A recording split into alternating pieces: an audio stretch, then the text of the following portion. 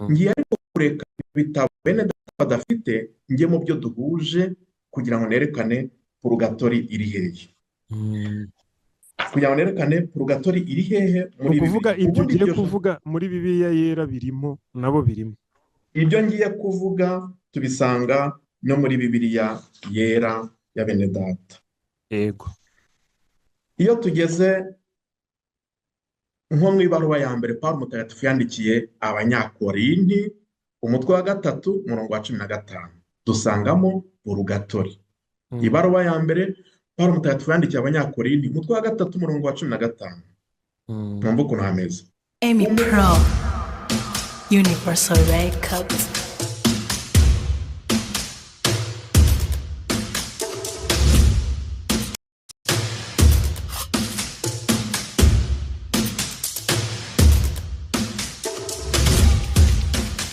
Amy Pro Universal Records. Inshuti bakunzi ba Imi Pro Media ndetse n'abakunzi ba Kiliziya muri rusange, abakristu n'abatari abakristu, abari mu Rwanda ndetse no muri diaspora, turabakiriye mu kiganiro cya none. Uyu munsi rero dufite umutumirwa udasanzwe. Impamvu adasanzwe ni ukubera ko hari n'ibibazo bidasanzwe bihari muri no minsi biri kuvuza induru muri Kiliziya Gatolika ikorera mu Rwanda. Ikorera mu Rwanda abenshi barabizi. Dufite hari umukristu w'umuririmbyikazi mugenzi wacu umaze iminsi nyine agaragara ku mbuga nkoranyambaga zitandukanye. Hari bimwe mu bijyanye n'amahame y'ukwemera kwa Kiliziya Gatolika avuga ku buryo bushobora kuba budahuye n'uko Kiliziya Gatolika ibyemera kandi byigisha. Niyo mpamvu twabatumiriye umuntu, umusaseredoti ubihugukiwe nk'uko mwabidusabye mu biganiro nagiye nkora bitandukanye, kugira ngo adufashe kugenda dusobanukirwa bimwe muri ibyo ngibyo. Padi, turabakiriye. Murakoze cyane kuba munyakiriye kuri iyi channel ya YouTube yanyu, ndetse tukazashyira n'iki kiganiro ku yindi channel ya YouTube, ibanga ry'ukwemera. Ndabaramukije, Yezu Kristo akuzwe. Iteka ryose Padi. Mwatwibwira ku buryo burambuye, mwakwibwira abadukurikiye ku buryo burambuye mbere y'uko dutangira? Murakoze, nitwa Padiri Theophile Niyonsenga, ndi umusaseredoti wa Diyoseze ya Nyundo, nkaba ndi mu butumwa n'amasomo mu gihugu cya Espagne i Madrid. Nkaba ndi mu butumwa muri paruwasi nk'undi musaseredoti, kandi nkaba nkomeza amasomo mu bijyanye no kwemera, guhugukirwa no kwemera kwa Kiliziya Gatolika. Padi, murakoze. Mbere y'uko yenda biratubigira, waratubwiye uti umuntu igisekuru, umuntu akavuga ati nitwa kanaka wa kanaka, kanaka wa kanaka, ku buryo mbese avuga ibimuranga, abantu bakavuga ati turamumenye nibura aho gakeya. Ukwemera rero nako ni umubano usabaniramana, umubano wa muntu n'Imana, bishingiye ku buryo Imana yatwihishuriye, yatwigaragarije mu mwana wayo Yezu Kristo.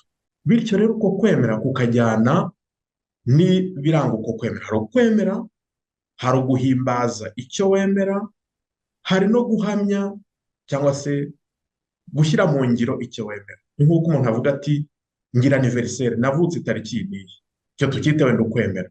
Ariko se iyo tariki wavutseho urayihimbaza, ubwo wenda uhimbaza birthday anniversaire, none se urayihamya ugatumira inshuti. Ukwemera nako uwo mubano n'Imana turawuhimbaza kandi tukawuhamya mu ngiro, mu bikorwa byacu no mu buzima bwacu bwa buri munsi. Muri make ukwemera ni ubusabaniramana. ni ubusabaniramana. Noneho ukwemera se, ko muvuga ukwemera Gatolika, ni ukuvuga ko habaho amoko y'ukwemera menshi? Ndavuze ngo hari ukwemera Gatolika, ubundi hari ibintu bine biranga Kiliziya yashinzwe na Yezu Kristo. Gusa bisaba igihe kinini kugira ngo tubirambure, turebe aho bishingiye muri Bibiliya, mu byanditswe bitagatifu. Kiliziya irangwa n'ibintu bine, tujya tuvuga ndemera Kiliziya imwe, ubumwe, ntagatifu, Gatolika kandi ishingiye ku ntumwa. Ibyo bintu bine ni imwe kubera nyirayo Yezu Kristo wayishinze ari umwe, kandi abayirimo tukaba duhamagariwe kunga ubumwe. Ni ntagatifu kubera nyirayo ari nyir'ubutagatifu tubisanga muri Izayi umutwe wa 6 umurongo wa 3. N'abayirimo tukaba duhamagariwe kwitagatifuza.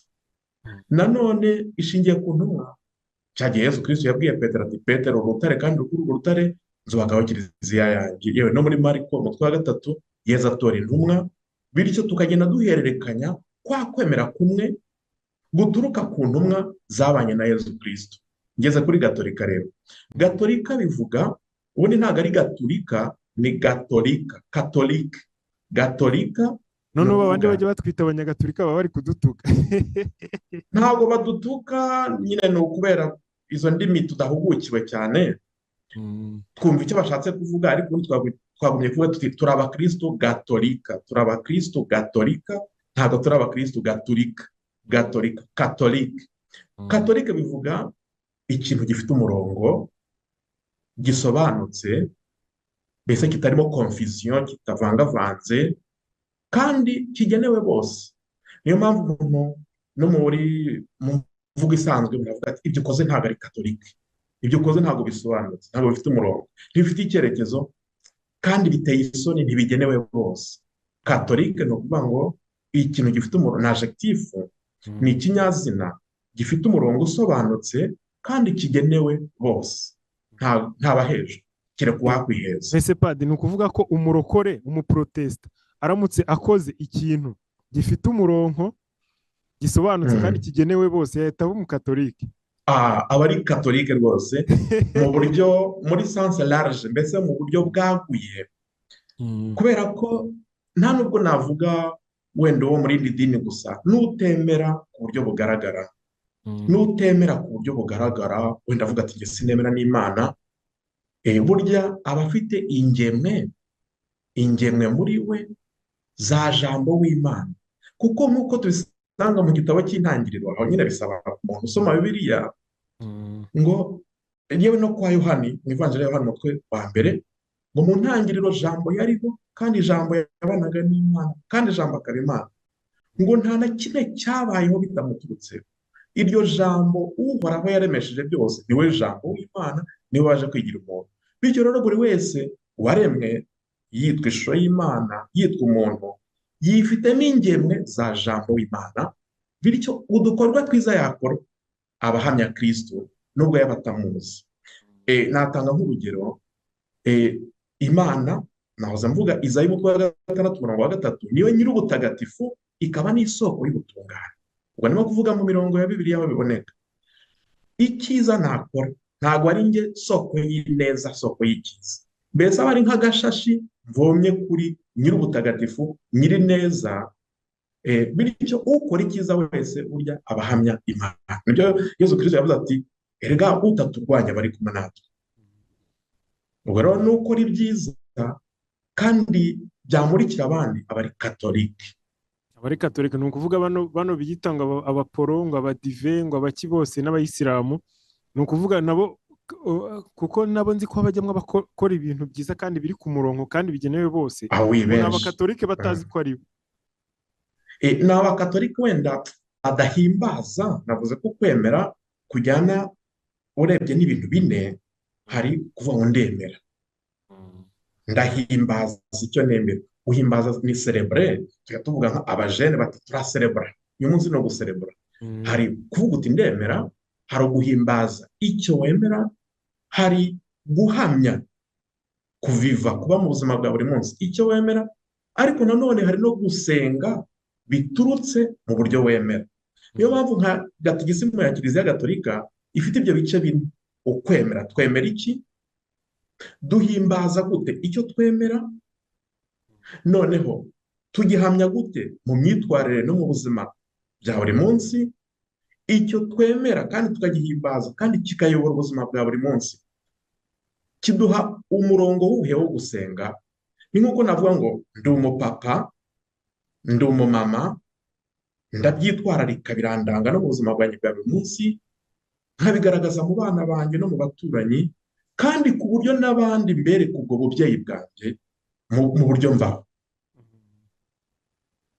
Adi, urakoze cyane kuri introduction nziza uduhaye ijyanye n'ukwemera. Ukwemera abantu benshi ntabwo baba bazi ibyo ari byo, bapfa kumva nyine ari ukwemera, akavuga ngo ndemera, atazi n'icyo bivuze nyine ari ukugendera mu kigare. Ariko nkanjye ubwo nanjye hari utwo ntumvaga numvise nsobanukiwe, ubwo mpagarariye n'abandi banyantege nke bagenzi banjye nibo bagize icyo twese turi bavuga. abanyantege nke, kandi uburyo ukwemera ni uguhora umuntu akwibuganizamo. Nta wavuga ngo nageze ku iherezo ry'ukwemera kereka abatagatifu. Padi, mbere Twese hari ibintu tuba byinshi dushaka. nzakubaza. Njye ndifuza ko mbere y'uko tugiye guhita tujya kuri wa mudamu Bibiane, wa muririmbyikazi, hari ibintu nzagenda nkubaza byinshi biri seriye, ukadutandukanyiriza ukwemera. Mwebwe muba mu buzima nyine bwo kwiha Imana, muba mumeze nk'abibereye mu ijoro, ariko twebwe tuba kuri tere. Hari nk'ibintu abantu baba bibaza, ukwemera n'ubwenge bihuriye he, bikorana gute? Mwene ibyo bintu byose tuzagenda, nubyemera tuzakora ibiganiro byinshi kugira ngo abantu babashe gusobanukirwa. Noneho reka tujye kuri wa tuzafatanya, kandi nawe hari byinshi uzanyungura nk'umukristo. Twese twungurane, kuko handitswe bitagatifu no ku nyigisho z'uruhererekane rwa Kiliziya Gatolika, ndetse no ku buzima bwa buri munsi, kuko nabwo buratwigisha, buratwibukira.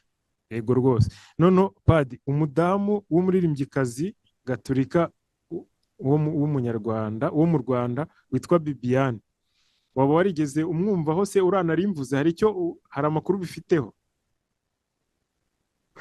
Ngewe ntago muzi, ariko nk'iyo wenda ndi mu rugendo, kubera nkunda indirimbo Gatolika, yewe n'izindi ndirimbo zamfasha mu kwemera, umuntu yakuramo inyigisho mu yandi matorero, ndazumva. Wenda si nite cyane kumenya ngo ni izande. Namumenye hashize agahe gato, ubwo twavuganaga, njye nawe twavuganaga, bitewe n'uburyo umuntu yari aduhuje, numvaho ikiganiro kimwe, ariko ntabwo nari muzi, ndakeka ko n'abatanzi.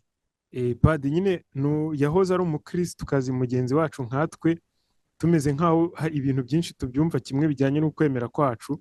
Ariko muri ino minsi hari nk'ingingo 5 nako ndabona izo ndi kubona nko ku Nyarwanda, ikinyamakuru cyo mu Rwanda cyitwa Inyarwanda, cyabikuye mu madisikuru yagiye akorera ku ma YouTube channels atandukanye. Hari ibintu atemera, harimo gusabira roho zo muri purigatori, abatagatifu nabo ntago bemera, akamaro ka Bikira Mariya kumwiyambaza ntago abyemera, na batisimu y'impinja. Niba sinzi n'ibyo wumvise, niba ari ibi yavugaga cyangwa niba ari ibindi. Numvise aho duke, numva kubera n'akazi kenshi n'ubutumwa bwinshi umuntu agira, numva avuze ku bijyanye na batisimu y'impinja, hari no gusabira abapfuye. Ntabwo ikiganiro nakirangije. Iyo mbere y'uko tuyenda tuvuga kuri buri kimwe ku kindi, iyo umuntu wari umukristu kazi cyangwa umukristu nyine mugenzi wacu abivuyemo, ntitwongere kubyumva kimwe, Kiliziya mumufata gute?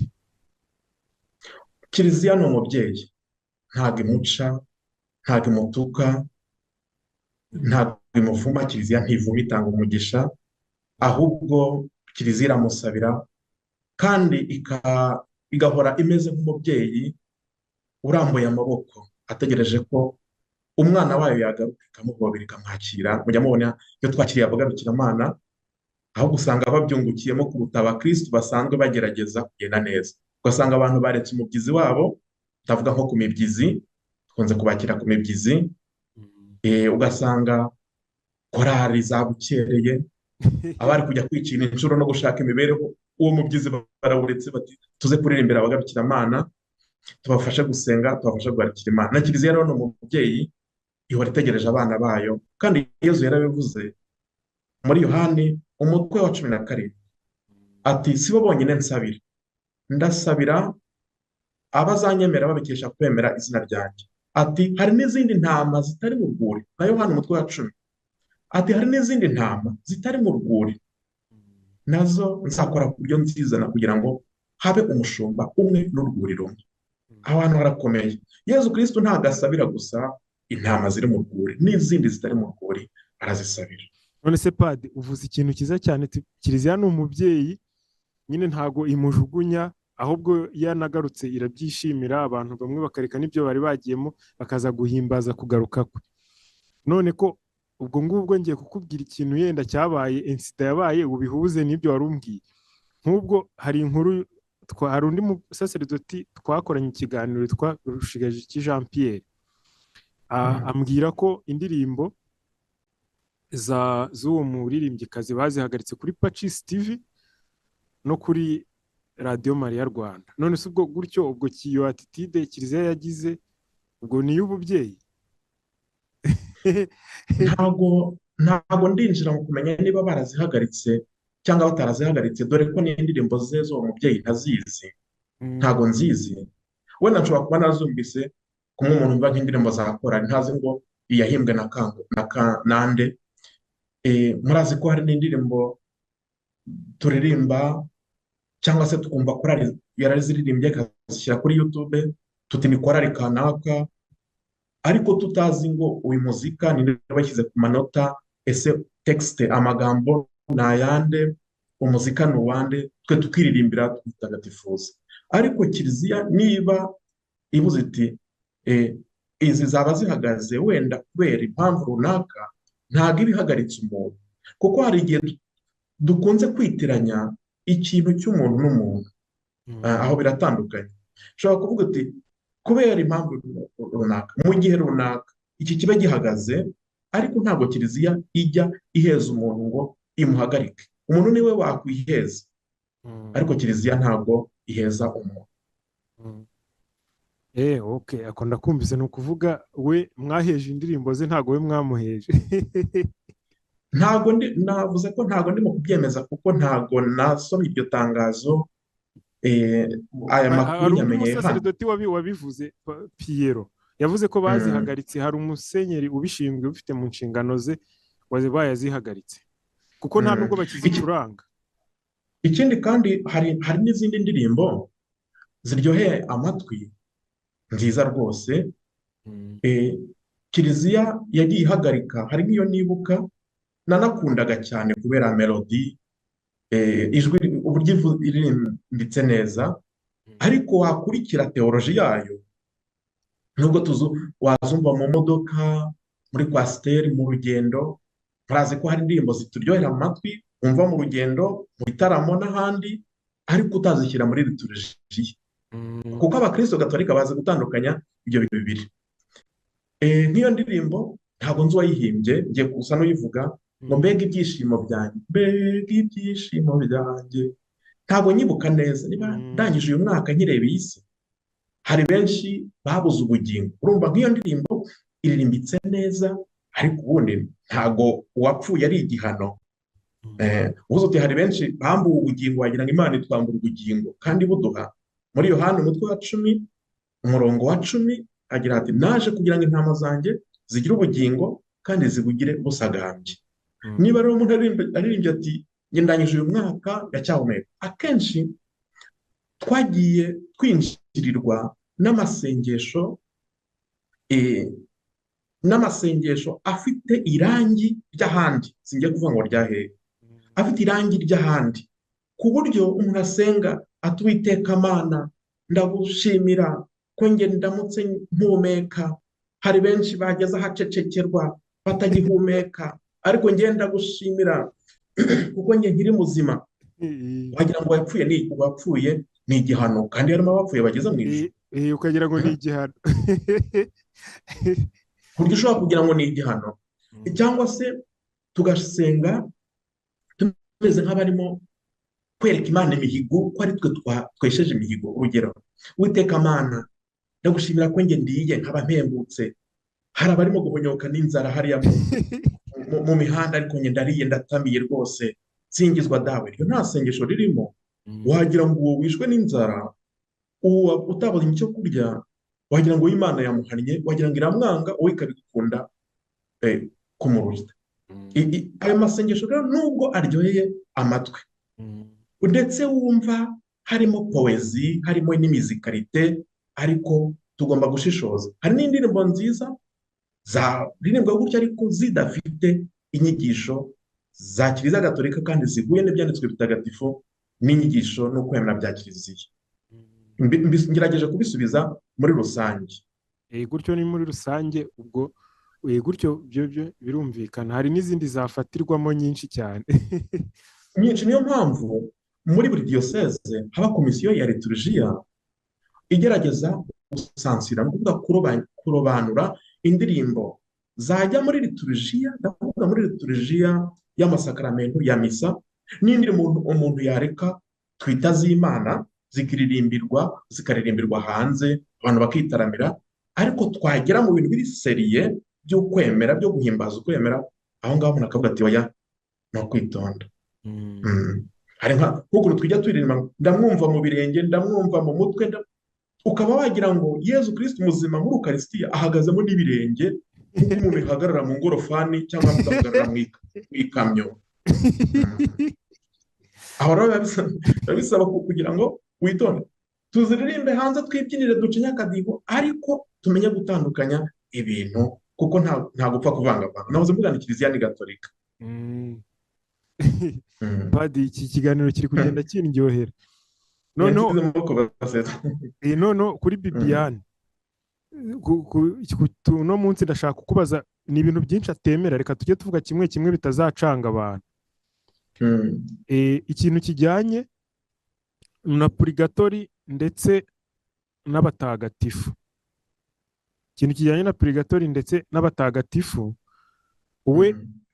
ubundi we ukuntu abisobanura, njye nakurikiye ibiganiro agenda akora, nanjye ubwanjye aricyo twakoranye, we ikintu kitari muri Bibiliya ntago acyemera. Ubwo kandi ahagarariye n'abandi bantu benshi, ahubwo Padi burangiye Bibiane ndaza no kumushimira, kuko niwe muntu wa mbere utinyutse muri Kiliziya Gatolika yo mu Rwanda ashyira ibintu hanze. Buriya hari abandi bajya bagenda nyine bicanga kubera kutabisobanukirwa, bagahita bigendera, cyangwa bagafata ibindi byemezo yenda runaka bizabagiraho ingaruka no kuri roho zabo cyangwa n'iz'abandi. Ariko we nibura yarabivuze, abishyira hanze. Intege nkibwira iki? Kuko impamvu atemera bino bintu ni ukuvuga ikintu kitari muri Bibiliya ntago acyemera. We kandi iyo myumvire nabonye ayihuje n'abandi bantu bo mu madini runaka yandi atari katolike ariko ntago ari idini. Nubwo abantu benshi ariko bakeneye no gusobanukirwa itandukaniro hagati y'amadini na Kiliziya Gatolika. Nuhita unabihuza, unamusobanurira amasaha n'amasaha. Reka tuzajya dukora wenda utuganiro duto kandi ntabwo nzakoresha langaje ya teoloji ihanitse, nubwo ariyo niga ibijyanye n'amahame y'ukwemera, ariko nibura mu buryo bworoshye nanjye nabasha kumva n'undi. Zo mu purigatori nizo zijya zivuna abantu mu mutwe. Wenda reka mpera aho ngaho, ariko muza no ku batagatifu, dore biri muri Matayo umutwe wa 5 umurongo wa 48. Ndajya mvuga umurongo wa Bibiliya, ubwo ntangiye kuvuga abatagatifu. Umuhamagaro twese dusangiye, twese umuhamagaro dusangiye, uwaremwe wese yitwa umuntu akaremwa mu ishusho y'Imana, afite umuhamagaro, vocation, wo guharanira ubutungane nk'uko Data wo mu ijuru, umuremyi, se w'umwami wacu Yezu Kristo ari intungane. Biri muri Matayo umutwe wa 5 umurongo wa 48. Mwebweho muzabe intungane kuko so wo mu ijuru ari intungane. Umuntu yaba uwihaye Imana, yaba umwepiskopi, kuko burya na papa n'umwepiskopi, yaba umudiyakoni, yaba umupadiri, yaba umurayiki, umukristo usanzwe wabatijwe, yaba uwo mu rindi dini, mu rindi torero, twese duhamagariwe guharanira ubutungane nk'uko Data wo mu ijuru atunganye. Uyu murongo nzawifashisha biri muri Matayo umutwe wa 5 umurongo wa 48, aho nzavuga ku batagatifu. Duhamagariwe twese ubutagatifu, ubutungane ni ubutagatifu.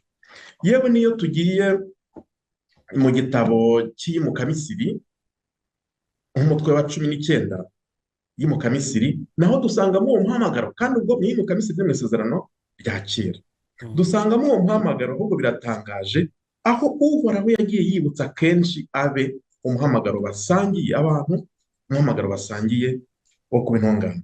iyimuka Misiri umutwe wa 19 duhere ku murongo wa 4 dukomeze wenda tugere ku wa 5. Iyimuka Misiri 19 umurongo wa 4 kugera ku wa 5.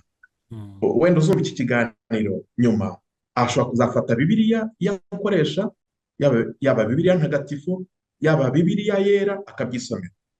Uhoraho ati mwiboneye ubwanyu ibyo nakoreye Misiri n'ukuntu mwebwe n'abahetse nk'uko kagoma ni igisiga, nk'uko kagoma iguruka ihetse abana bayo, maze nkabazana mbiyegereza. Mwiboneye ibyo nakoze nkabiyegereza. None rero nimwumva ibyo mbabwira, muzaba abanjye bwite mu miryango yose, nubwo isi yose ari iyanjye. Ariko mwebwe muzambera urugaga rw'intore zincengerera n'umuryango mutagatifu. Ikintu kirakomeye.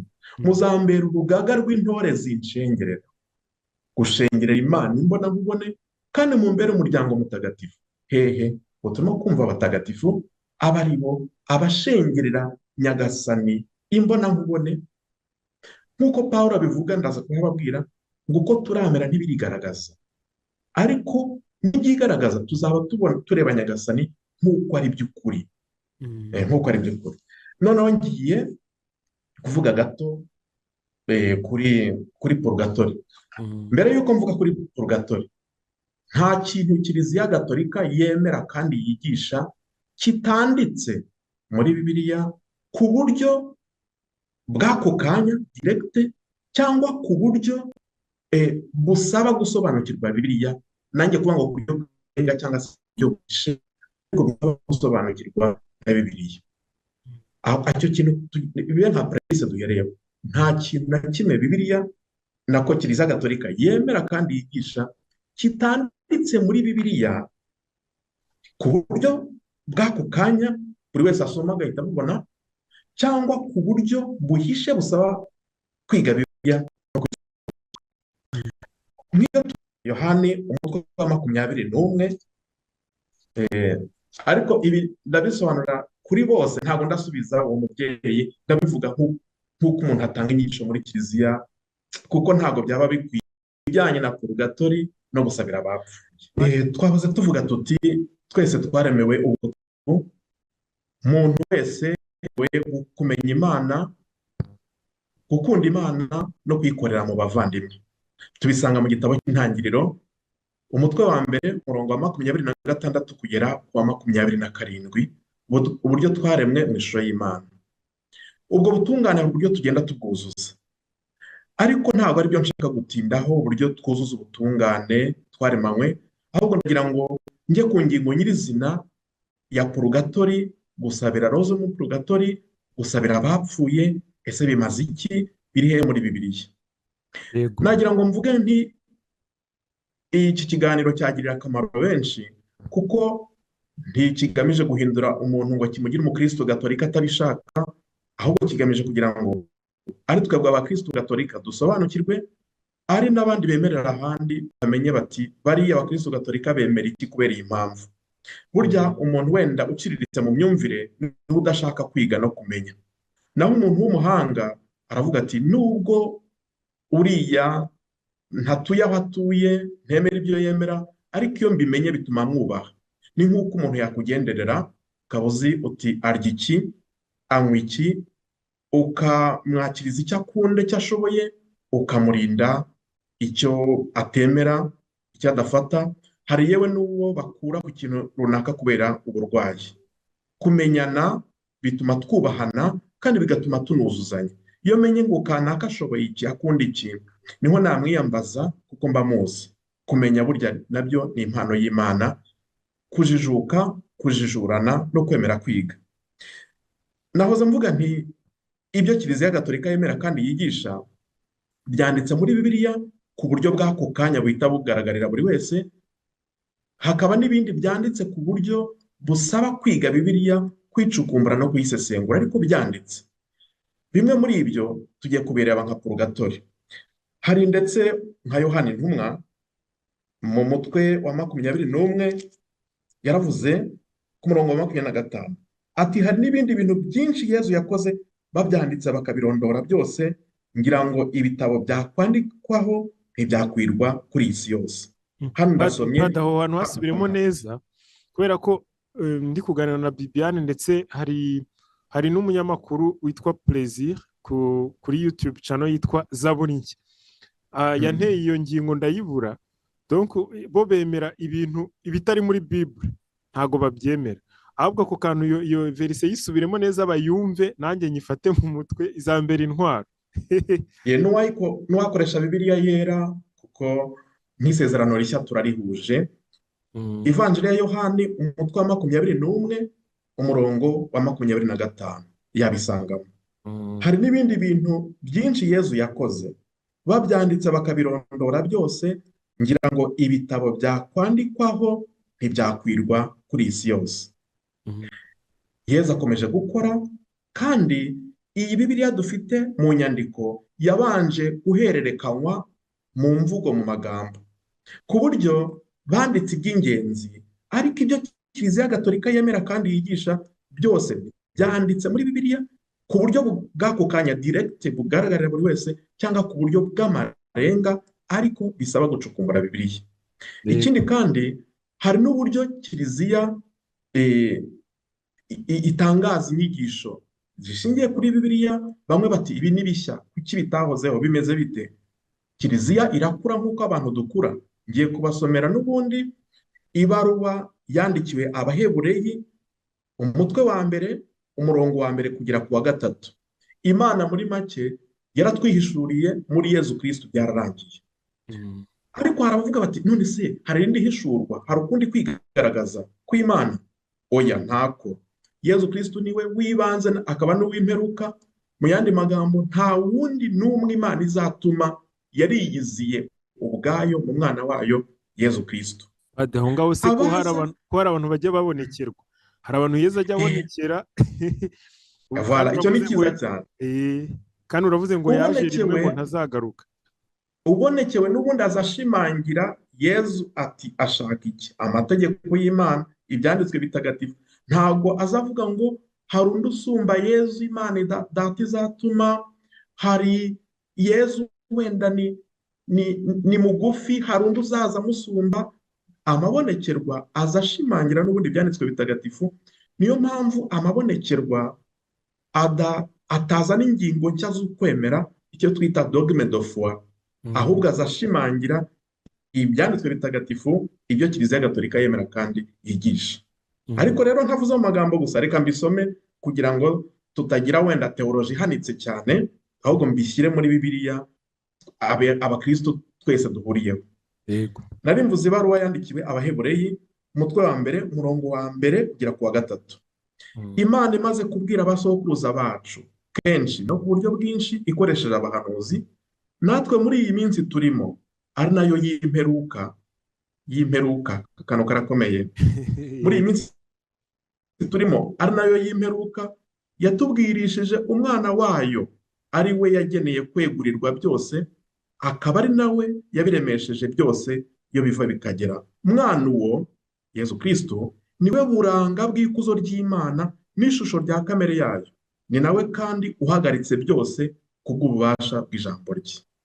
Kangarukiriza aho ngaho. Ni ukuvuga ngo Imana yaravuze ikoresheje Musa, ikoresheje abahanuzi. Tujya tuvuga ngo Imana ya Aburahamu, ya Isaac na Yakobo, ariko udashyizeho ko ari Imana se w'umwami wacu Yezu Kristo, ubuvuze Imana ituzuye. Ni nk'uko tukiri abana twabaga tuzi ngo 5 gukuramo 10 ni kangahe, ni ntibishoboka. Ndetse icyo gihe twe twakoreshaga imbaho tugakubita ku itama 10 ku 10 ko twabyujuje, tutari tuzi ko munsi ya 0 hari indi mibare harimo zakuramo. Ariko Imana kubera ari umuhanga n'umurezi, igenda itwara abantu bayo ku gatambwe buhoro buhoro, ku buryo yabagejeje ku gasongero ko kwigaragaza muri Yezu Kristo. Niyo mpamvu isezerano rya kera ryumvikana muri Yezu Kristo. Hari usoma isezerano rya kera gusa akagumaho, yagumaho ngaho, ahubwo ugasanga arajijwe kubera ko atamenye ko ryujurijwe muri Yezu Kristo. Ngiye ku ngingo nyirizina rero, kuvuga ngo Yezu Kristo niwe w'imperuka. Iyo tuvuze ngo turi mu bihe by'imperuka, ntabwo duhera kuri aksida zabaye, ku mitingito y'isi, ku ntambara zavugwa hirya no hino, tuba tuvuga ngo turi mu bihe by'imperuka, nta wundi uzaza, nta wundi Imana Data izatuma, ifite umwana umwe w'ikinege ni Yezu Kristo, nta wundi usumba Yezu Kristo. Kandi turabivuga buri gihe mu ndangakwemera ngo ni wowe wenyine utunganye, ni wowe usumba byose Yezu Kristo. Biri muri Luka umutwe wa mbere. Ako kantu k'imperuka urakoze kukasobanura nanjye sinakumvaga neza. Urumva abantu bahora bavuga ngo imperuka, urumva igihe byandikiwe bari bari mu mperuka n'ubu bakomeza bavuga imperuka. Abantu benshi imperuka bahita bumva ko ari Imana izaza igahombora nk'abantu nk'umutingito. Turi mu bihe by'imperuka kubera ko nta wundi uheruka w'Imana waje, ni Imana yiyiziye muri Yezu Kristo. Erega no muri Yohani hari umurongo bene data bakunda cyane. Kwa Yohani umutwe wa 3 umurongo wa 15 kugera ku wa 18 ngo Uwiteka yakunze abe bari munsi cyane kugeza yibohereje umwana wayo w'ikinege, igira ngo umwemere wese atarimbuka ahubwo amukesha ubugingo bw'iteka. No kuvuga ngo uw'imperuka ni Yezu Kristo, nawe arabivuga ngo ninjye uw'ibanze n'uw'imperuka, Alpha na Omega. Yewe no kwa Evangelika umutwe wa mbere, igihe Marayika Gaburiyeli yaratumwe ku mukobwa w'isugi Mariya, yaramubwiye ngo ugiye kubyara azitwa mwene nyir'ijuru, ingoma yizahoraho iteka. No kuvuga ngo niwe w'ikirenga. Luka umutwe wa mbere wose ubusomye ubisangamo. Kugira ngo ntatinda muri byinshi, ngiye kuri purgatori. Purgatori guteza ibibazo bikomeye cyane. Ngiye kuvuga ibitabo bamwe muri bene data badafite, kuko muri Kiliziya Gatolika dufite Bibiliya igizwe n'ibitabo 73, ariko bene data ba Protestani Bibiliya yawo igizwe n'ibitabo 46. Isezerano rishya bo ni bikeya. Wenda nihaboneka umwanya tuzasobanura impamvu yabyo. Isezerano rishya byose turihuriyeho ibitabo 27, naho isezerano rya kera hari ibyo dufite badafite. Ariko byose byaturutse mu mateka y'umuryango w'Imana, mu buhungiro bagiye bagira. Nk'uko urugero, niba duhunze wenda turi Abanyarwanda, bamwe bagahungira muri Tanzania, abandi wenda muri Congo, tugiye turi umuryango umwe. So kuvuga ngo Imana irajyana n'igice kimwe ngo abandi ibareke. Niyo mpamvu iyo Mana hari abo yihishuriye mu buhungiro ijya mu bunyago hamwe, abandi irabihishurira bahungutse bahuza ibyo bitabo, kuko ni umuryango umwe w'Imana. Bene data bamwe barabyanze bati twe turemera abahunze ari benshi ko aribo bajyanye n'Imana, ibitabo byabo nibyo biremerwa, naho abandi bake ntiturabyemera. Avec raison Kiliziya iti no, bose bagiye ari umuryango w'Imana, kandi Imana ntabwo ifite preference ngo aba ndagendana nabo abandi mbikorere. Tugende noneho kuri roho zo mu purgatori, igitabo cya kabiri cy'Abamakabe umutwe wa 12, duhere ku murongo wa 39 tugere ku wa 40 n'uwagera ku wa 45. Igitabo cya kabiri cy'Abamakabe umutwe wa 12.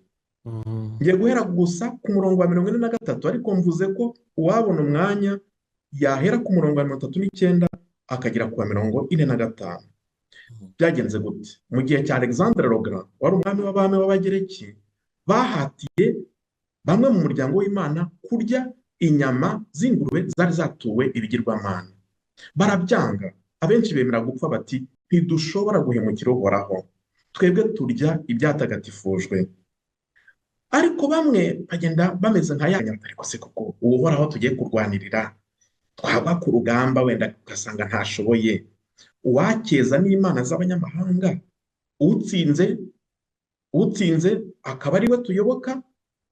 Mbese ni nko gupinza uti niba Imana iriho nkayirwanirira, ngiye ku rugamba ndaba ntirwa nitsinda. Nihatsindiza ibyo bigirwamana bigatsinda, nabyo dufite udushusho twabyo mu mifuka, nabyo biratugoboka birazadukiza. Mbese ni ukubagarira yose. Bagezeyo bapfamo benshi ku rugamba. Mu kubashyingura babasatse babasangana udushusho tw'utugirwamana tw'Imana z'abanyamahanga zo mu gihe cya Alexandre le Grand, Alexandre w'ikirangirire. Noneho mwumve uko Uhoraho yabategetse.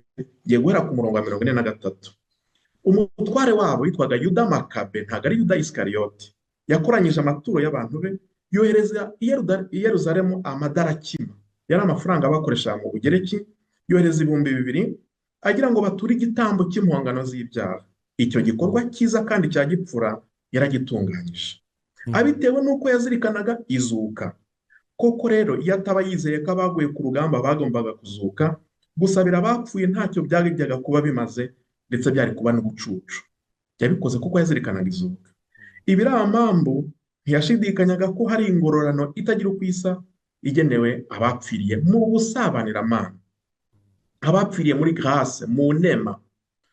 Ibyo byose kwa kundi ababyeyi bava nko ku murimo, umwana akirukanka ati mama mama mama papa, akajya kumuyambira akikubita hasi akaba yakomereka. Uwo mwana nangwa nawe, yego araguye, ariko ntahwanye n'umwana waba wagiye kuzerera yateye umugongo ababyeyi akaguye ngiyo bati yakomeretse, yaragiye kwiba amapera y'abandi. Ni ukuvuga ngo gupfira mu busabanira-Mana, wari uri mu rugendo mu bumwe n'Imana, ariko uratsikiye. Ubwo turimo kugenda tugana ku kuba umuntu yapfa ariko ari mu busabanira-Mana, hari utwo atigoroyeho 100%. Uwo ni umurongo w'Amakabe. Reka nkomeze mvuge, najya no mu gitabo cy'ubuhanga, umutwe wa 3. Padi, mbere y'uko ukomeza ako kantu tugashimangire neza, ndaza kugashyira no muri introduction. Ni ukuvuga umwana aguye hasi yaraje guhobera mama we cyangwa papa we agakomereka, atandukanye n'umuntu n'uguye avuye kwiba amapera cyangwa imyembe. Ntago baratandukanye. Nibura wa wundi aguye yasangaga umubyeyi, yaguye yasangaga umubyeyi, yaguye yari mu cyerekezo cy'umubyeyi, yari muri direction cyo bita conversion, metanoia, guhinduka. Ni ukuva mu nzira mbi ukagana mu nzira y'umubyeyi Imana. Ariko muri iyo nzira ushobora kugira ahaterera ugacika intege, ushobora kugira ahamanuka ugacunjumuka ariko mu mavi yakakurya. Ni ikigeranyo, ni comparison, ni ikigeranyo ndimo gukoresha. Nangwa nabyo nibura wagana ku mubyeyi, si nka wundi wateye umubyeyi umugongo. Noneho ngiye kugira n'ahandi hantu, noneho ubu uzabona umwanya azasome no mu gitabo cy'ubuhanga umutwe wa 3. Ngiye ariko kureka ibyo bitabo bene data badafite, njye mu byo duhuje kugira ngo nerekane purgatori iri hehe. Kugira ngo nerekane purgatori iri hehe muri kuvuga ibyo ngiye kuvuga muri Bibiliya yera birimo, nabo birimo. Ibyo ngiye kuvuga tubisanga no muri Bibiliya yera ya bene data. Yego. Iyo tugeze nko mu ibaruwa ya mbere Pawulo mutagatifu yandikiye Abanyakorinti, umutwe wa 3 umurongo wa 15, dusangamo purgatori. Ibaruwa ya mbere Pawulo mutagatifu yandikiye Abanyakorinti, umutwe wa 3 umurongo wa 15. Mwumva ukuntu hameze. Umurimo wa buri wese uzagaragazwa ku munsi w'urubanza, nibwo byose bizasuzumwa n'umuriro. Purifié, purgatoire, purgé, nibwo byose bizasuzumwa n'umuriro, ari uzatangaza agaciro k'umurimo wa buri wese. Uzaba yarubatse muri icyo kibanza kandi umurimo we ugahonoka, azahembwa. Naho nyir'umurimo uzaba wakongotse azabura igihembo. Gukira we azakira, ariko azakira nk'uwiyatse umuriro. Ni ukuvuga ngo nk'uko zahabu bayishongesha mu muriro, ni nako upfuye ari mu busabanira-Mana, Imana imunyuzaho nk'inkuyo, mu mbabare nkoresha ikigereranyo nka dushe, kugira ngo imuhanagureho ubwo busembwa, ako kasha, icyo cyasha, kugira ngo ahinguke imbere yatunganye, kuko nta n'umwe wahinguka imbere y'Imana afite n'agatotsi n'akazinga ku mutima na gato, kuko Imana ni nyir'ubutagatifu. Padre, ariko hongeza akabazo gato, nari ntangiye kwisobanurira nkurikije ukuri kubivuga. Ivuga nti muri sanse yo gupurifiya, nkuko zakurirwa mu muriro, impureté zikavamo, nyine hagasigara ibizima. Nyine iyo wongereye temperature no muri distillation di petrole muri chimie, iyo ufashe petrole brute, nyine uko ugenda uzamura temperature, ibinyantege nke bigenda bisohoka gake gake, ibifite imbaraga nyinshi nibyo biresista kugera kuri temperature ya nyuma yo hejuru maximale. ubwo ngubwo muri iyo kontekste twavuga ko umuriro nyine baba bari kunyuramo icyo gihe izo roho zinyuramo ari ukugira ngo impirote zibarimo nyine sinzi uko twabivuga mu kinyarwanda nyine zigende zisohoka yego ni ukugira ngo utw'umuntu nkoresha terime ya bene data atiyejejeho ariko apfiriye mu busabanyiramana nyagasani atumusukure kugira ngo amuhinguke imbere atunganye. Erega Imana ni nk'umurezi ndetse yo ni n'umurezi w'ikirenga. Kubera iki? Muzarebe n'abarezi bakora deliberation bakicara bati uyu mwana hano yagize 46%, ni esheki. Ariko igihembwe cya kabiri yarazamutse agira 55. Icya gatatu yagize 60. Nubwo afite esheki ariko ashobora kwimuka bigaragara ko yagendaga azamuka. Ntahwanye n'uwagize 70, icya kabiri akagira 60, icya gatatu akagira 30. Uwa undi watangiriye kuri make akagenda azamuka mu burezi muri pedagogy, uwo nibura hari akantu k'urumuri afite ko kugenda azamuka. N'Imana nayo iyo umuntu apfuye hari ibyerekezo bitatu.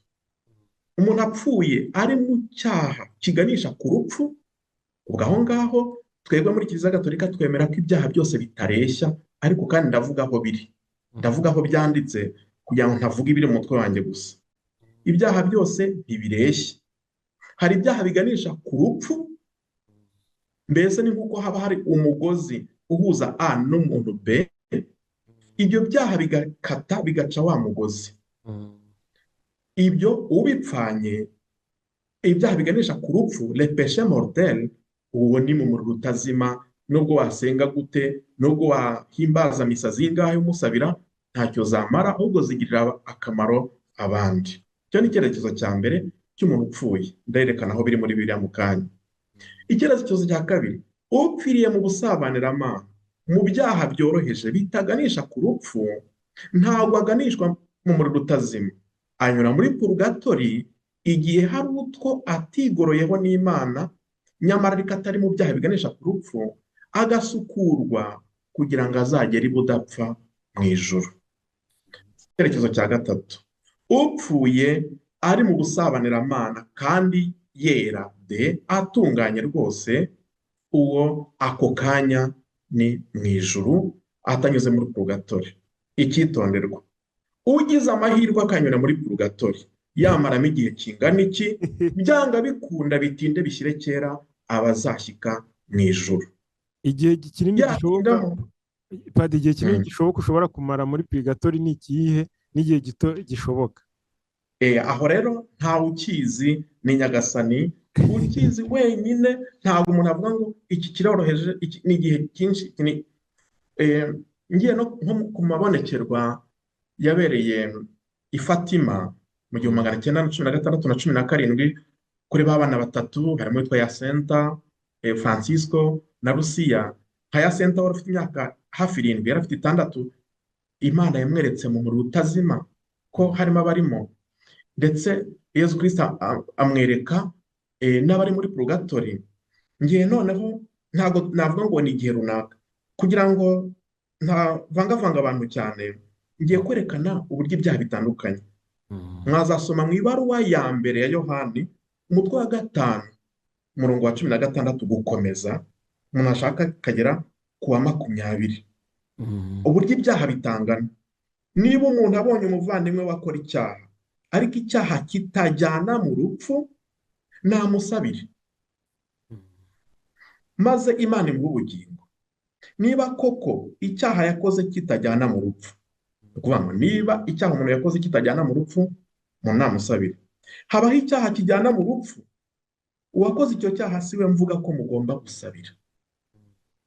Ubugome bwose ni icyaha, ariko icyaha kibonetse cyose ntikijyana mu rupfu. Hano muzi ko harimo purgatori ubu ngubu. Hano harimo purgatori, bati ziri he? Yego gusesengura. Niba umuntu abonye umuvandimwe wakora icyaha ariko kitajyana mu rupfu, namusabire. Hano ni umuvandimwe wapfuye, ntago ari uhagaze ukiri muri ubu buzima. Kubera ko hari ibyaha bijyana mu rupfu. Tubona abantu bakora ubwicanyi, ubuhabara bugambiriwe, n'ibindi byaha byibasira inyokomuntu, ibyaha byo gukuramo inda, ibyaha by'urukozasoni, ibyaha by'irondamoko, ni ibyaha bijyana mu rupfu. None se Yesu yatubwira ngo abantu tubasabire bagihumeka? Kandi ari byo ahubwo na bene data bavuga ati kanaka yarakijijwe, yavuye mu buraya, yavuye muri ibi, yari mu byaha bijyana mu rupfu, none Yesu yaramukijije. Ahubwo turabogeza butumwa kugira ngo abantu bave mu byaha bijyana mu rupfu bagihagaze. Hano Yohani yavugaga abapfuye, niba umuntu abonye umuvandimwe wakora icyaha ariko kitajyana mu rupfu, namusabire. Kitajyana mu rupfu cyoroheje, namusabire, maze Imana imuha ubugingo, imuha ubuzima bw'iteka. Niba koko icyaha yakoze kitajyana mu rupfu, ni itegeko ryo kumusabira. Ni itegeko ngo habaho icyaha kijyana mu rupfu, uwakoze icyo cyaha si we mvuga ko mugomba gusabira. Hano rero hari abavandimwe bitega pe, bakitega. Niba se utasabira ugihumeka uri mu cyaha kigana mu rupfu, iryo gezabutumwa twaba turimo ryaba rimaze iki? Ni ukuvuga ngo abo tubona bari mu byaha bijyana mu rupfu, bari mu bwicanyi, abicanyi, abagira nabi, abasambanyi, duhe ingero, ndabizi bazabibaza muri komantere. Duhe nk'ingero, ibyaha bitatu bijyana mu rupfu n'ibyaha bitatu bitajyana mu rupfu.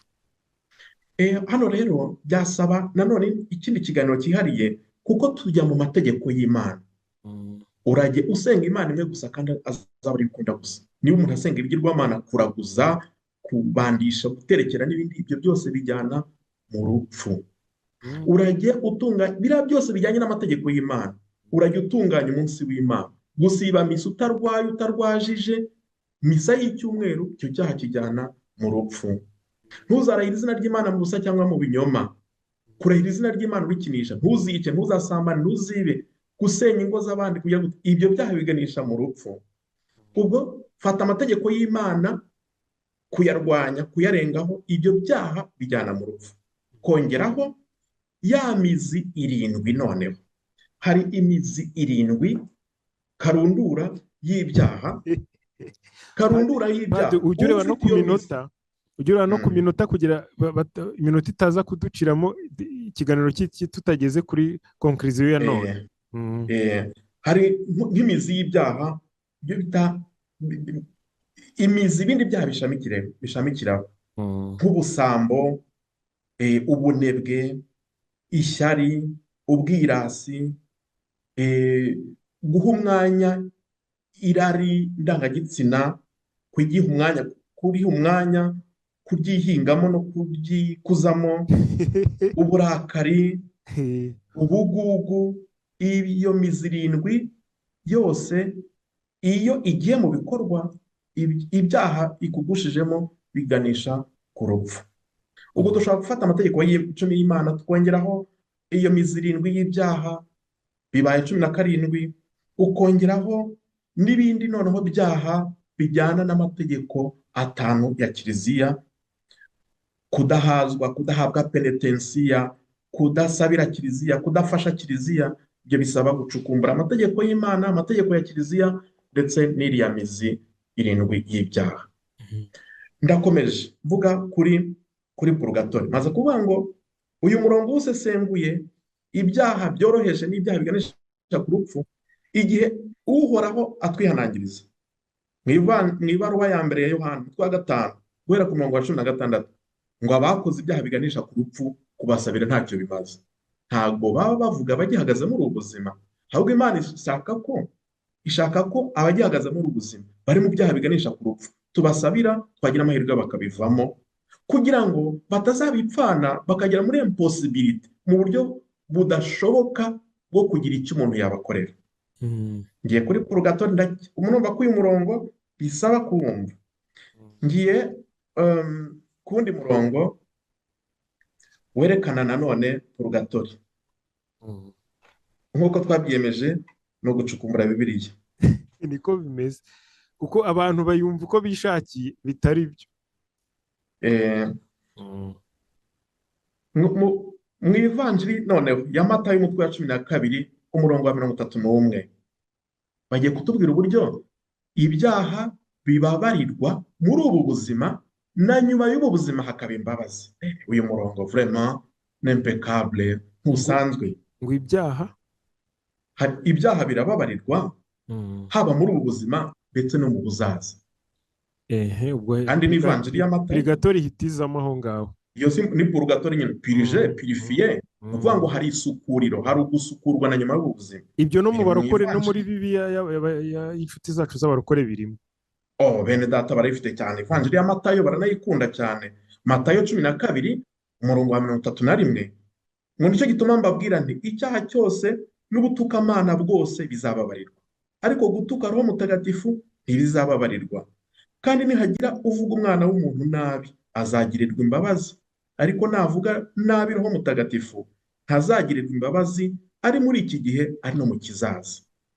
Hano nsomye nta komantere n'imwe nkoze. Ni ukuvuga ngo ibyaha byose birababarirwa uretse kimwe, gutuka Roho Mutagatifu bikababarirwa hehe? Haba muri iki gihe, haba no mu kizaza. Mu kizaza ntabwo ari fitiri, haba muri ubu buzima bigiye mu kigereki, muri biriya ikigereki niho ubibona ko haba muri ubu buzima ndetse no mu buzaza kereka gutuka Roho Mutagatifu. Ahubwo hakaza ikibazo kiti gutuka Roho Mutagatifu ni iki? Ni nko kumubwira ati Ese Roho wagenda Mutagatifu ngo uri ikigoryi cyangwa uri igiki, ni ibyo ngibyo. wagenda ngo Roho Mutagatifu wo kagira gute gutya Cyangwa wowe ngo uri ukagira idage, hari terime yateye nk'ubututsi Roho Mutagatifu ngo ni idage.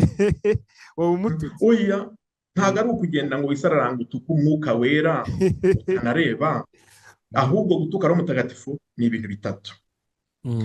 Iyo iyi vanjiri y'Amatayo 12 usomye agace kabanza, ubona ko bari bamaze gutuka Yezu, amaze kwirukana amashitani, ngo ububasha bwa Belizebuli mutware w'amashitani ngo niwe yirukanisha ubushitani butoya.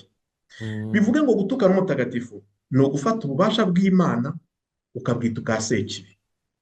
Urugero tujya tubona nk'ibitangaza bikorwa muri Ukarisitiya, mu ruhango, hirya no hino muri Kiliziya, i Kibeho, mu masengesho tugera gusabira abarwayi, umuntu akaza akiyandagaza dutambagiza isakaramentu ngo biriya ni ibigirwamana. Ugafata ububasha bw'Imana ukabwitirira sekibi. Icyo ni icyaha cya mbere cyitwa gutuka Roho Mutagatifu. Icya kabiri, gufata ububasha bwa sekibi ukabwita ubw'Imana, ukabwitirira Imana. Urugero, umuntu avuga ati yewe uzi ko Imana yamfashije nica uriya muntu, Imana yamfashije ndamuroga, nta n'uwarabutswe nta n'uwanketse rwose. Iyo Mana yagufashije ni iyihe? Ubwo n'igisambo kigiye kwiba kikiyambaza Imana kiba kiri gutuka. Icyo ni ugutuka Roho Mutagatifu. Ni ugutuka Roho Mutagatifu. Cyangwa wajya gusambana ukavuga uti mbabarire ntibantere inda, Mana mbabarire ntibantere inda. Ibyo ni ugutuka Roho Mutagatifu. Gufata iby'Imana ukabiha sekibi, cyangwa gufata ibya sekibi ukabyitirira Imana. Icya gatatu, gutuka Roho Mutagatifu ni kwinangira burundu umuntu ntahinduke, akazapfa yarabaye rutarara ku by'ijuru, yarabiretse yarabihakanye. Nabyo ni ugutuka Roho Mutagatifu. Ariko ibyo byose mvuze bitatu byitwa ko bibaye gutuka Roho Mutagatifu igihe umuntu abipfanye atarigeze ahinduka na rimwe. Naho wavuga ati biriya ni ibya sekibi, ejo akihana agahinduka. Wavuga ati biriya by'Imana, biriya bya sekibi byari iby'Imana ariko none nisubiyeho, uwo arababarirwa. Tuzirikane ko tukiri mu gihe cy'imbabazi. Turakomeje. Mwari muzi ko na Yobu yaturiraga abe ibitambo? Mvuye mu Isezerano Rishya ngiye noneho no mu bya kera kugira ngo twumve. Yobu umutwe wa mbere umurongo wa 5, ngo iyo bamaraga guhetura ingo zabo zose, Yobu yabatumiriraga kubasukura, purigatoire, yabatumiriraga kubasukura, maze akazinduka mu gitondo agaturira buri wese igitambo gitwikwa. Koko rero Yobu yaribwiraga ati wenda hari abahungu banjye baba baracumuye, maze bakavuma Uhoraho mu mutima wabo. Nguko uko Yobu yabigenzaga buri gihe. Hano bari bakiri bazima. Niba se Yobu yarasabiraga abe akabaturira ibitambo by'amatungo bagihumeka, ni gute utasabira abawe bapfuye? Kandi twumvise ko hari ibyaha bibabarirwa haba muri ubu buzima ndetse no mu buzaza. Turakomeje. Hari noneho niyo dusomye ivanjiri no tujye nubwo twajya mu ibaruwa yandikiwe ah, abanyafilipi umutwe wa kabiri abanyafilipi umutwe wa kabiri umurongo wa 5 kugera ku wa 11. Mwumva ukuntu haryoshye cyane, noneho aho bwari itegeko, aho amavi yose azapfukamira Yezu mu ijuru bagapfukama, ku isi bagapfukama n'ikuzimu muri purugatori. Ngiye kubisoma. Ibaruwa Pawulo mutagatifu yandikiye abanyafilipi umutwe wa kabiri umurongo wa 5 kugera ku wa 11. Hatangira hagira ati nimugire mu mitima yanyu amatwara ahuje n'aya Yezu Kristo. Nubwo we yari afite imimerere imwe n'iy'Imana, ntiyagundiriye kureshya nayo, ahubwo yinduye ubusabusa yigira nk'umugaragu, maze mu migirire ye agaragaza ko ari umuntu. Nuko aho amariye kwishushanya n'abantu, yicisha bugufi kurushaho, yemera kumvira, ageza aho gupfa, apfiriye ndetse ku musaraba. Icyo cyatumye Imana imukuza, imuha izina risumbye ayandi yose, ngo kugira ngo nibamara kumva izina rya Yezu, mwuka agira Imana, upfa kuvuga izina rya Yezu, nibaryumva bose bamupfukamire, bose bahe n'abahehe, mu ijuru, ku isi n'ikuzimu, kandi indimi zose zamamaze ko Yezu Kristo ari we Nyagasani, biheshe Imana se ikuzo. Iyo ni ijambo ry'Imana. Dushimiye Imana. Ni ukuvuga ngo abapfuye tubavugiraho izina rya Yezu mu gitambo cy'Ukaristiya, ryo bose bakesha umukiro. Byakozwe n'intumwa umutwe wa 4. Nta rindi zina abantu bahawe ngo barikirizwe uretse izina rya Yezu.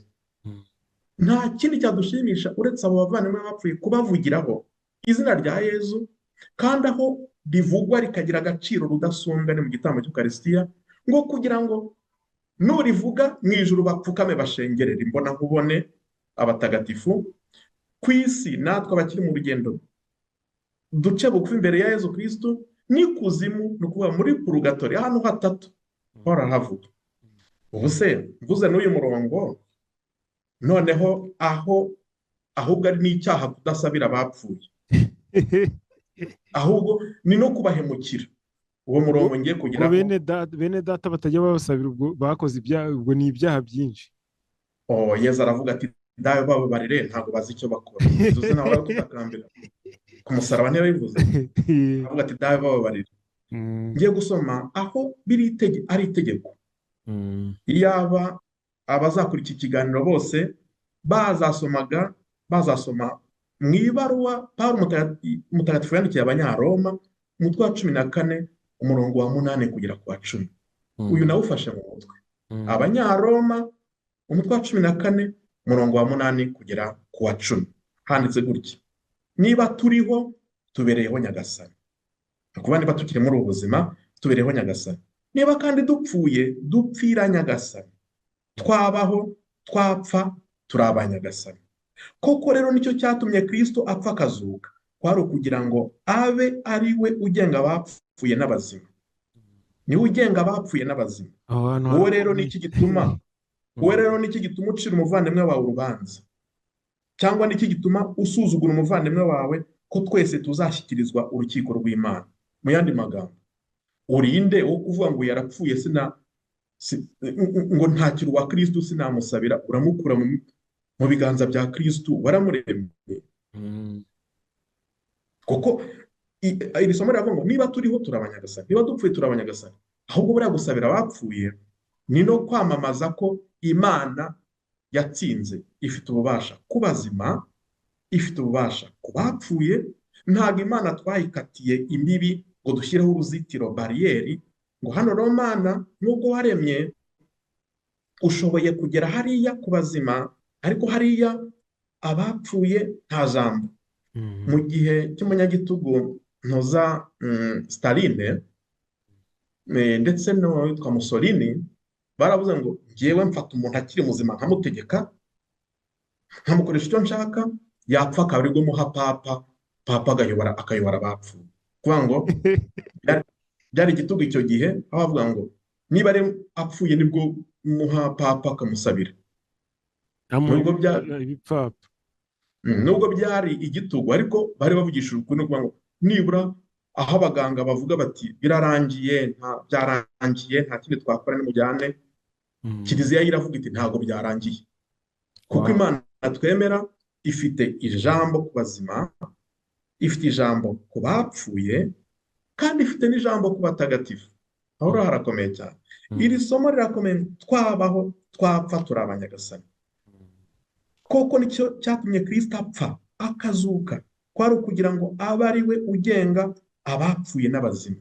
Wowe urinde, uri iki, wiyumva ute ushaka kwima Imana, kwima Yezu abapfuye, ukavuga ngo hano urabagenera irimbi se gusa? Kandi iri somo rikubwira ngo n'abapfuye ni abanyagasani. None se twe kuvuga ngo n'abawe nyagasani bakire. Ibi kandi harimo bene data babyemera, duhurira ku nzibutso hirya no hino mu gihe cyo kwibuka abazize jenoside yakorewe Abatutsi, tugahurira aho ngaho tugasabira izo nzirakarengane, tugasabira n'abagize uruhare mu kubambura ubuzima, kuko tuzi ko twemera izuka. Ibyo tubikora kuko twemera izuka. Naho tutaryemera, gusabira abapfuye byaba ari no kuyoba. Turagira ngo rero twanzure, kubera ko umuntu yavuga imirongo myinshi yerekana urukundo rw'Imana. Muri make, purugatori ni agahe k'impuhwe z'Imana, ni urukundo rw'Imana. Munyemerere nsozereze kuri iyi baruwa ya mbere Mutagatifu Pawulo intumwa yandikiye Abanyakorinti, umutwe wa 15, ndahera ku murongo wa 12, ariko ndibanda ku murongo wa 29. Ibaruwa ya mbere ya Mutagatifu Pawulo intumwa, umutwe wa 15, mpere ku murongo wa 12, ariko nibande ku wa 29. Ni ahantu havuga iby'izuka ry'abapfuye. Ubwo hamamazwa ko Kristo yazutse mu bapfuye, bishoboka bite ko bamwe muri mwe bavuga ko abapfuye batazazuka? Niba abapfuye batazazuka, Kristo nawe ubwo ntiyazutse. Niba kandi Kristo atarazutse, ibyo twigisha nta shingiro, no kwemera kwanyu bikaba ndetse twaba ibinyoma b'Imana, kuko twemeje ko yazuye Kristo kandi itaramuzuye, niba ari byo koko abapfuye batazazuka. Koko niba abapfuye batazazuka, na Kristo ubwo ntiyazutse. Niba kandi Kristo atarazutse, ukwemera kwanyu namanjwe, mukaba mukiri mu byaha byanyu. Bityo rero n'abapfuye bizeye Kristo barayoyotse. Niba kwizera Kristo kwacu guhagarare kuri ubu bugingo gusa, twaba dukwiye kubabarirwa bitambukije abandi bose. Kuvuga ngo dusabira abapfuye kuko twemera izuka, kuko tuzi ko nyuma y'ubu buzima hari ubundi dukesha Kristo. Dukomeze ku murongo wa 20. Oya kandi Kristo yazutse kuko mu bapfuye, abo muzuka mbere mu bapfuye bose. Nk'uko kandi urupfu rwakuruwe n'umuntu umwe, ni nako izuka ry'abapfuye ryazanywe n'umuntu umwe, ari we Kristo. Kimwe n'uko bose boramye bitewe na Adamu, ni nako bose bazasubizwa ubugingo biturutse kuri Kristo, abazemera Kristo.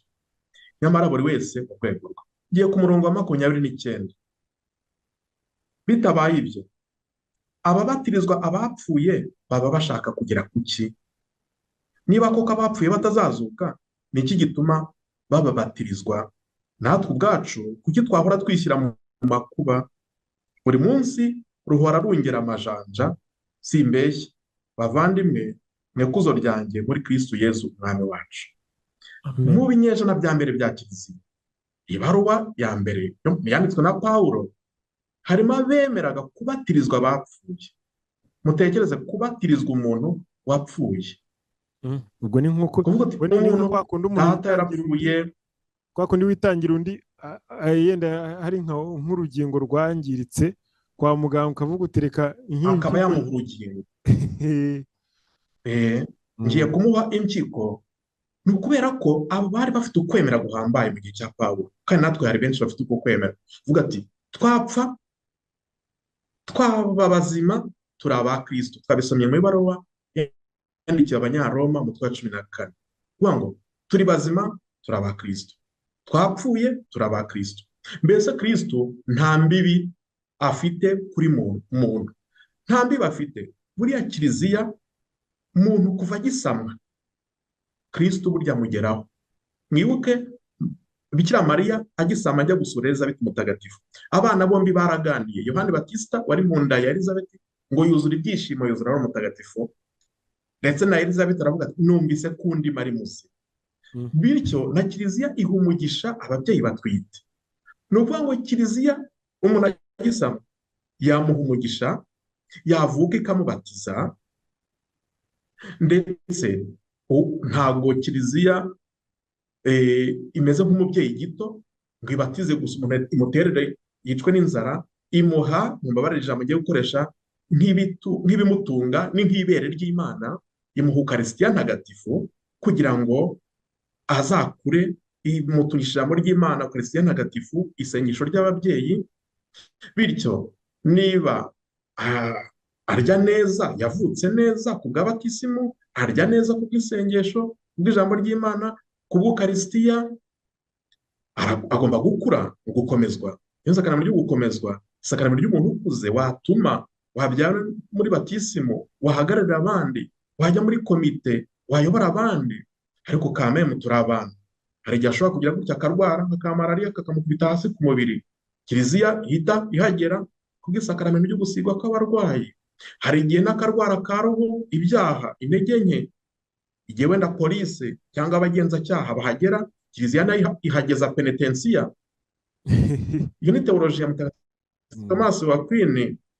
Ariko nanone kiliziya irera abarunguka. Kiliziya ntabwo ari incike, ntishaje. Niyo mpamvu igira abashyingirwa, mariage, ikagira abahabwa ubusaserdoti. Ayo masakaramentu yombi abiri, gushyingirwa n'ubusaserdoti, amasakaramentu ajyanye n'uburumbuke no kwera imbuto muri kiliziya. Ubwo mvuze muri make amasakaramentu 7. Urabura umusaza mu zabukuru, kiliziya irakugeraho ku isakaramentu ryo gusigwa kw'abarwayi. Uba washajishijwe n'uburwayi, kiliziya ikugeraho ku gusigwa kw'abarwayi. Uba washajishijwe n'icyaha, kiliziya ikugeraho ku bwa penetensiya. Ube waguye umudari ufite inzara, kiliziya ikugeraho ku bw'ijambo ry'Imana n'ukarisitiya. Mbese nanjye kuvuga nti mu mvuga ya kijene ngo tugoswe n'Imana, ariko ku buryo bwiza. Kuva twasamwa ntabwo navuga ngo kugira dupfuye, kuko twabisomye mu ibaruwa yandikiwe Abanyaroma ko twapfa turi abakristo. Niyo mpamvu twe dusabira abapfuye, kugeza ubwo hari n'abemeraga kubabatirizwa. Kubabatirizwa hariya batisimu mu binyejana bya mbere, uwabatizwaga akuze, hari n'igihe yakoraga nk'icyate akajya guhinga, ndagira ngo mpingire uriya mukene, ngiriye uwanjye wapfuye, mpongerere ibyaha bye niba yarapfiriye mu busabanira. None se ndabihimbye? Si ibaruwa ya mbere twasomye yandikiwe Abanyakorinto kwa 15 umurongo wa 29. Dufata umwanzuro rero, hapfa uyu mubiri, niwe upfa, roho ntipfa. Nta n'umwe wavuga ngo ngiye gushyingura ubupapa bwa papa, ngiye gushyingura ubumama bwa mama, ngiye gushyingura, mbese muri make hapfuye umubiri, ariko isano dufitanye ntipfa. Umubyeyi wawe, umubyeyi wanjye niba yarapfuye, isano iduhuza ntiyapfuye. Niba ngewe umunyantege nke, isano impuza na papa itarapfuye, ni gute isano ihuza uwabatijwe n'Imana yapfa niba apfiriye mu busabanira? Nanjye umunyantege nke, ibyanjye ntibipfa niba hari mushiki wanjye wigeze kwitaba Imana. Ndavuga twara abavandimwe aba nabo, iyo sano ntiyapfuye, hapfuye umubiri.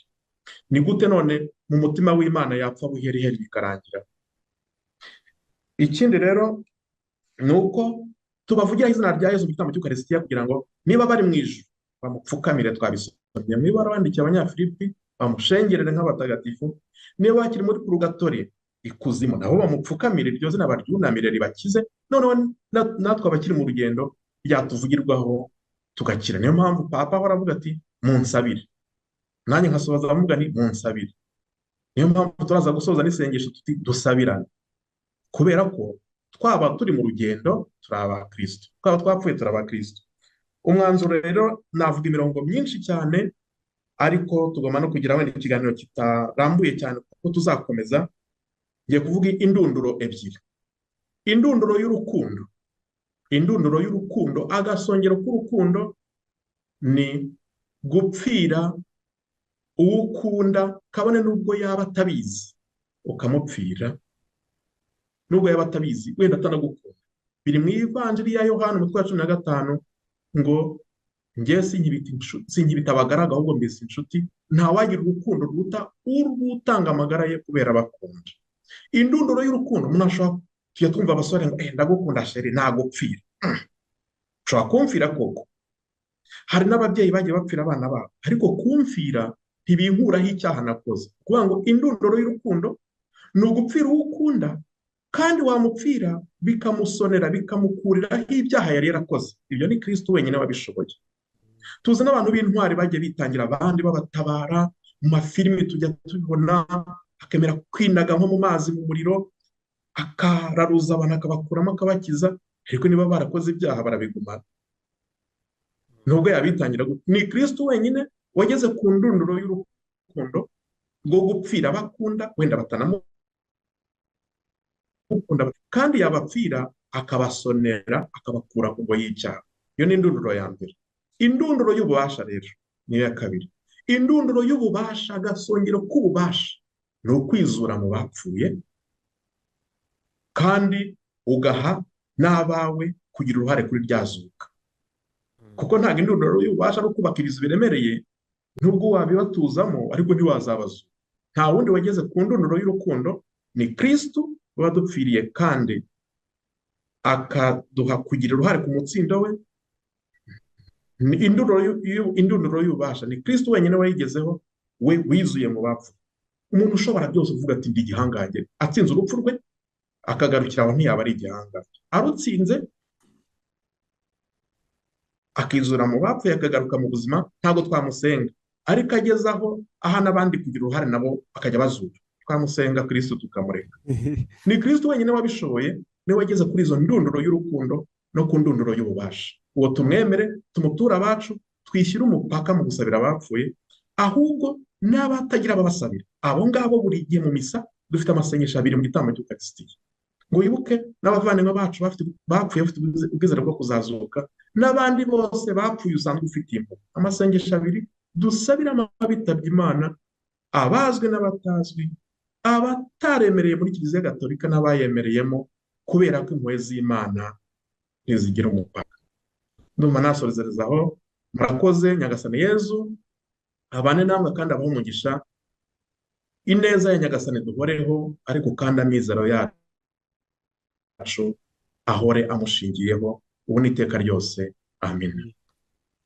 Ku izina ry'Imana Data na Mwana na Roho Mutagatifu. Amen.